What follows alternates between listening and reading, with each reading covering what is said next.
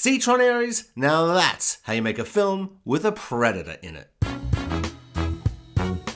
Dan the Man Trachtenberg is back for his third Predator film, Badlands. After dipping his toe and then his entire body into predators fighting warriors from different eras, Dan has left Earth to expand the lore and give us some juicy world building we have never gotten before with our first Predator-led Predator film. Dek is our lead character, our hero. Dek is the runt baby predator, malformed and weak. And to prove he isn't the weakest, he has to go on his first hunt, and he chooses the most deadly planet of all to kill the unkillable monster. If you think emotionally investing in a predator might be hard, don't worry. This film's got 50% of you covered, because this predator also has daddy issues. The film has an emotional core to it that I found to be deeply satisfying. Like Prey and Killer of Killers, the storytelling doesn't reinvent the wheel, but it so confidently and effortlessly nails the fundamentals of its simple story that whilst I was almost never surprised, I was enthralled by the well-paced story, emotionally captivated by the characters, and thrilled by the violent, gooey, any color but red, blood-soaked violence. Dek decides he's too weak to carry this film alone and decides to make it a crossover episode and teams up with a Weyland-Yutani synthetic, and so they team up and journey across this planet fighting literally every single thing they see whilst cosplaying as C-3PO and Chewie. This film is the perfect sneaky alien and predator film I never knew I needed. Prometheus proved you don't need aliens for an alien film. The synthetics have always been the most interesting characters, and now we get an android and a predator teaming up. The Weyland-Yutani company is mentioned way more than I expected, and I think the amount they are talked about and the way they are utilized in this film is perfect. It's classic Weyland-Yutani. That company sure loves to be a great metaphor for corporate greed and burning down the world to make a buck. More Alien and Predator crossover films like this,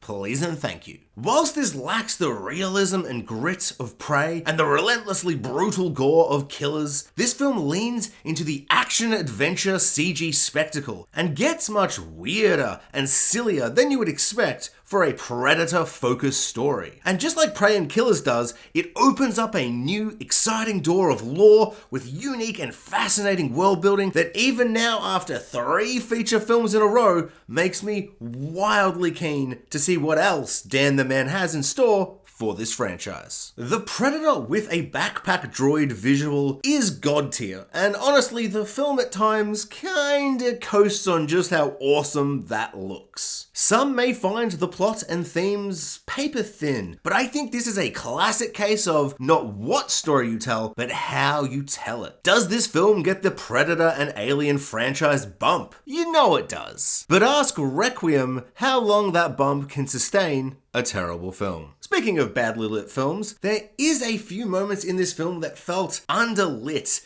in that ugly, murky cloud of CGI way, which was a little disappointing. And whilst the mocap of the Predator's face, and particularly mouth, is exceptional, and the blend from practical body to CG face is flawless at times, and the world looks great, and is often practical, and it just looks so very good even when it's a visual effect, it does also have 2 moments that were clearly lacking the time and money to get them right, and felt very CGI in the worst way. Dek talks in this film. Not much, he's a bit of a man with no name type, only talking when needed. Yet for a predator, he talks about 100% more than the others ever have. And it's all subtitled as they speak in their predator language. And if you were afraid predator talk wouldn't be sexy, don't worry, it's very sexy. If you're like me and you love Predator films, but always forget what the species is actually called, they say Yutja about 600,000 million times in this film. It's crazy. They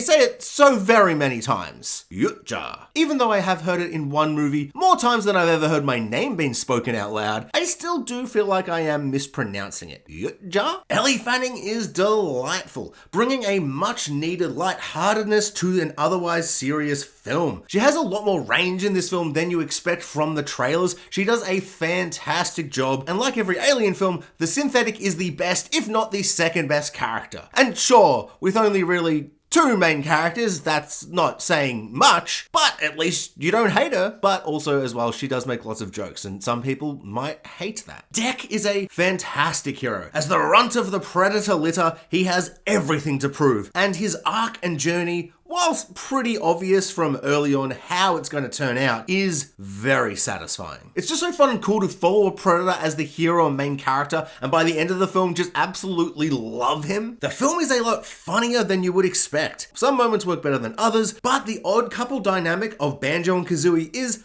utterly delightful. Because I am a greedy boy for stuff I love, I could have gone one or two more scenes with them in the middle section of the film. Not that it's underdeveloped, but just that it could have been strengthened by just a bit more stuff. The score, like the premise, is completely new and unique for the Predator franchise. I really dug the vibe it was cooking. That had this really tribal and ancient feeling. Overall, I loved this film heaps, and outside of some wonky CG stuff, it's everything I wanted from a Predator-centric film. I'm giving this bad boy 4.5 stars.